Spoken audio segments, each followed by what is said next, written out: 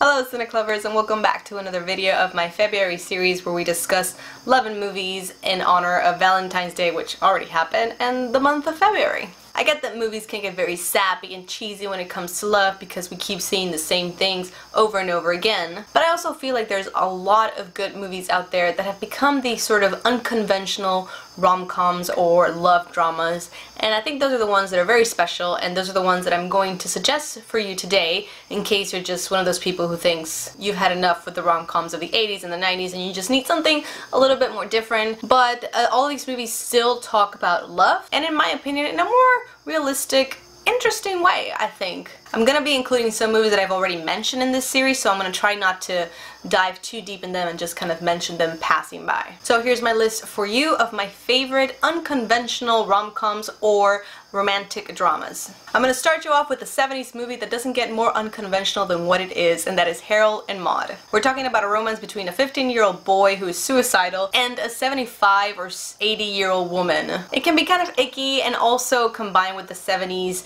Simon and Garfunkel's Cat Stevens atmosphere of just feels so heavy and sad. And I think everybody can agree it's an odd movie, but I think the message that it carries is very powerful, and I think it kind of stays with you even if you're not such a big fan of the story.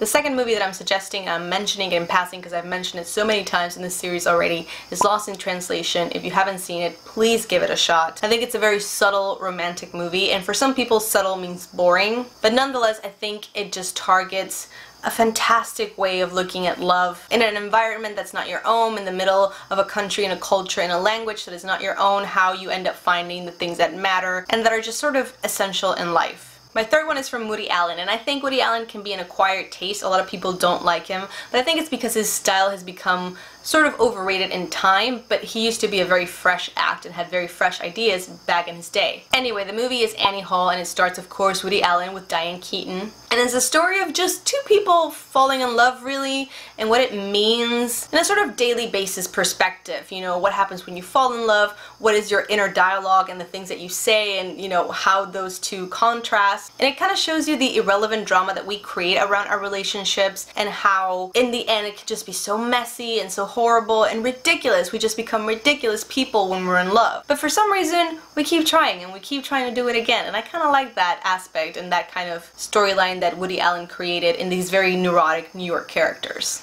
The fourth one is also mentioned in passing is My Best Friend's Wedding. And I know My Best Friend's Wedding sounds like a very conventional, typical cliche kind of movie. It's got Julia Roberts, it's in a cute place, it's Cameron Diaz, there's a musical number. I totally get it, but I think this is the moment when rom-coms started taking a turn. Because if you really think about it, Julia Roberts' character is not really the heroine. She's the villain of the entire story. She's just messing everything up for her own selfish needs. But there's a lot of twists and turns to the movie. It kind of takes you in a very formulaic path and it just goes completely crazy on you. I like that it breaks down what we know as romantic comedies, and for that I find it even more bittersweet and sentimental than any other romantic movie of that time. The next one is one of my favorite movies ever, and that is Her. Also Scarlett Johansson, I hadn't considered that. You must know about Her, it's pretty recent. It stars Joaquin Phoenix and this guy in this sort of futuristic city, not in the distant future though. He downloads this new operating system that kind of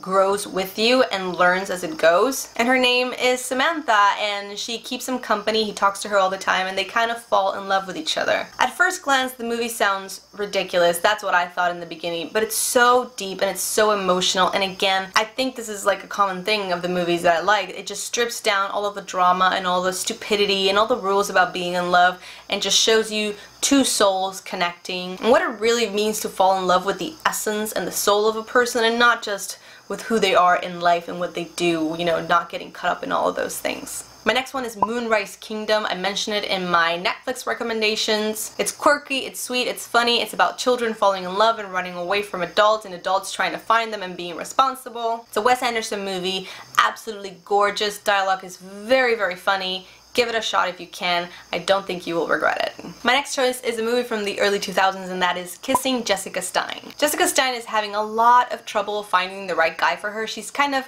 hype maintenance and super smart and know-it-all. There's nothing really wrong with her, but she's just having no luck. She's not willing to settle. She's just very hard on herself as well, and kind of narrow-minded. So in the search for the perfect man, she answers this ad, and it turns out it's a woman. And she's obviously not into the idea at all. She considers it to be a mistake, but there's definitely some electricity between these two women. There's like a connection and a chemistry there, and she slowly but surely starts to explore it and tries to figure out her own sexuality and what does it mean that she's attracted to this woman, but maybe not other women. I think it's super, super adorable, and it just shows you that you can have a very set idea of what you want in life or what you want in a partner, and it can go completely crazy, and you might end up wanting or needing something that you had no idea that was a thing that was gonna make you happy. We are now on number 8, I think. I hope. And we're doing another passing by movie, and that is 500 Days of Summer. I think this is the classic unconventional rom-com that people talk about, especially nowadays. I don't know anybody my age or younger that does not know this movie, and I don't know if it's a Zooey Deschanel thing or a Joseph Gordon-Levitt thing or a hipster thing. I really don't know what it is. A lot of you are going to tell me this is not a romantic movie, and they tell you that from the very beginning. This is not a love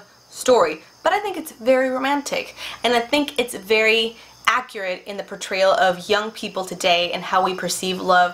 Not even necessarily young people today, but just the way romantics view love, and there's a lot of ways in which we can be in love with the idea of love and not in love with a person. There's a lot of little things I like about this movie, from the way they tell the story. It's not a very linear timeline, to the music, to the dialogue, to the overall message of the movie. Anyway, I'm babbling. I was not gonna say that much. Just go watch it. For my number 9 pick, I'm gonna choose one from the Before series, and I could easily pick Before Sunset because it's my favorite out of all 3 of them, but I think the perfect choice for an unconventional love story would be the 3rd one, which is Before Midnight.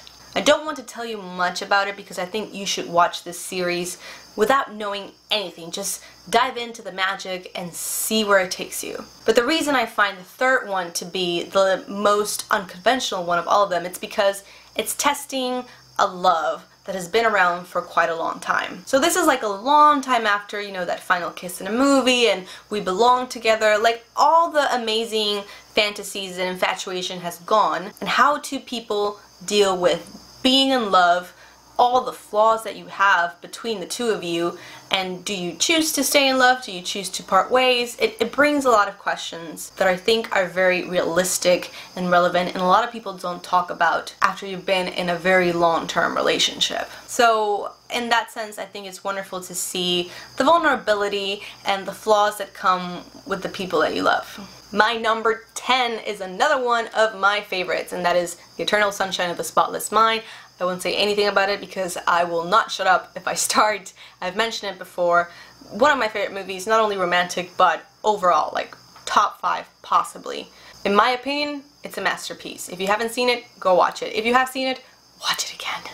I'm down to my last 2, and the one I'm picking right now is called Drinking Buddies. A lot of people didn't like Drinking Buddies, or at least they told me they didn't like it, and I think in a very similar fashion, like Lost in Translation, it's a subtle movie where not a lot happens, but there's so many little details that you can pick up on, and they just speak volumes, in my opinion. Drinking Buddies is about these 2 friends who work in a brewery, a girl and a guy. They're both in their respective relationships, but there's just some kind of really interesting chemistry between them that they cannot deny. They never like fully talk about it directly, but you're so clear as a viewer that these 2 are meant to be together, that they're just so perfect for each other. And they're both having their own kinds of problems in their relationships, which makes you think, oh my god, you 2 should be perfect together. But the movie just takes you on such a roller coaster, in my opinion. There's flirtations in ways that are not too in your face. There's a really tense conversation between them that ends in tears. And to me, it's just like so accurate the way it portrays 2 friends who are clearly in love with each other. Like, it's so very clear they have feelings for one another, but you can't say anything because you're going to ruin that. And there's this sort of unspoken agreement that nothing is going to happen. But you can't help feeling jealous, and you can't help feeling like this is your person and nobody should be messing with your person, and why are you dating that guy? You know, you shouldn't date that. And the other person is like, but why? We are not dating. And then you're like, oh, I shouldn't have said anything. So I think a lot of people can relate to that, where you just have your person, but it's not your boyfriend or your girlfriend. Do you know what I mean? And I think Drinking Buddies deals with that very, very well. My last choice is a movie that I did not expect to like. I have put it off and put it off and put it off, but I'm so glad I watched it. And it stars Ryan Gosling in Lars and the Real Girl. I kind of had the same feeling about this movie as I did with the movie Her, which was that the premise sounded ridiculous, but once you watch it, you're like, oh my god, this is so great. So Lars is this very shy, antisocial guy. He's a very sweet man. He participates in church. He has a really steady job. People like him in town. But for some reason, Lars is kind of stuck in life and he doesn't have a girlfriend and people are kind of pressuring him to,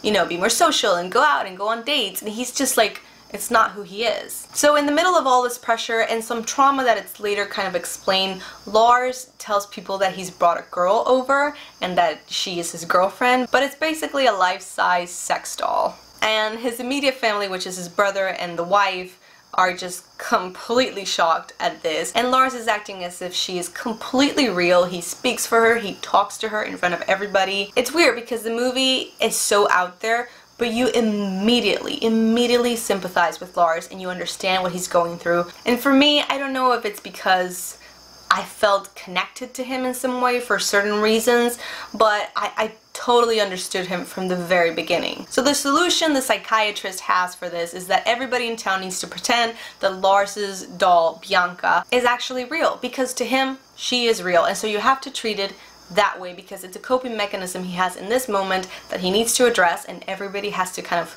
play along. And the movie is beautiful because the romance between him and Bianca is very real and you feel it throughout the movie, and it's all because Ryan Gosling's performance is just fantastic throughout the entire movie. But you feel his pain, you feel the love that he has, you feel him evolving. It's just so sweet, and I cried so many times in moments that I was not expecting to cry.